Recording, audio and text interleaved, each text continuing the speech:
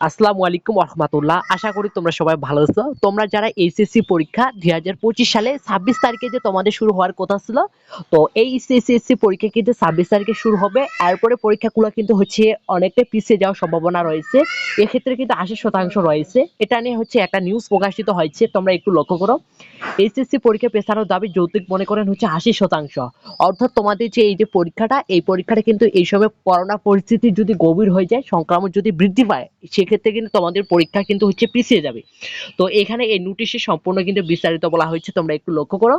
আসন্ন এসএসসি পরীক্ষা পেছানোর দাবিতে রাজধানী সহ বিভিন্ন স্থানে পরীক্ষার্থীরা বিক্ষোভ মিছিল ও মানববন্ধন করেছেন। অর্থাৎ পরীক্ষা পিছানোর নিয়ে হচ্ছে অনেক শিক্ষার্থী হচ্ছে বিক্ষোভ মিছিল করেছেন।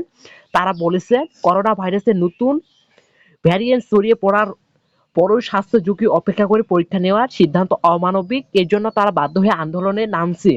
শিক্ষা বোর্ড সংশ্লিষ্টরা মনে করেন এখনো পরীক্ষা স্থগিত বা পেছানোর পরিস্থিতি নিয়ে হয়নি। এমন প্রেক্ষাপটে এসএসসি পরীক্ষা পেছানোর দাবি যৌক্তিক মনে করেন হচ্ছে 80% মানুষ। দেশের শিক্ষা বিষয়ক পূর্ণাঙ্গ ডিজিটাল পত্রিকা দৈনিক.com এ পরিচালিত জরিপে তথ্য উঠে এসেছে। জরিপে অংশ নেওয়া বাকি 19% মানুষ এখন মন্তব্য এক নন। এছাড়া 1% মানুষ এর পক্ষে বিপক্ষে কোনো মত দেয়নি।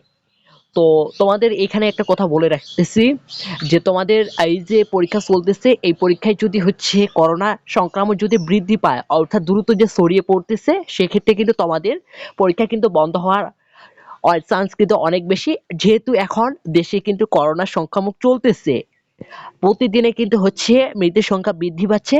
সেক্ষেত্রে কিন্তু এটা শিক্ষা বোর্ড কিন্তু তোমাদের বন্ধের মাথায় রাখছে। তো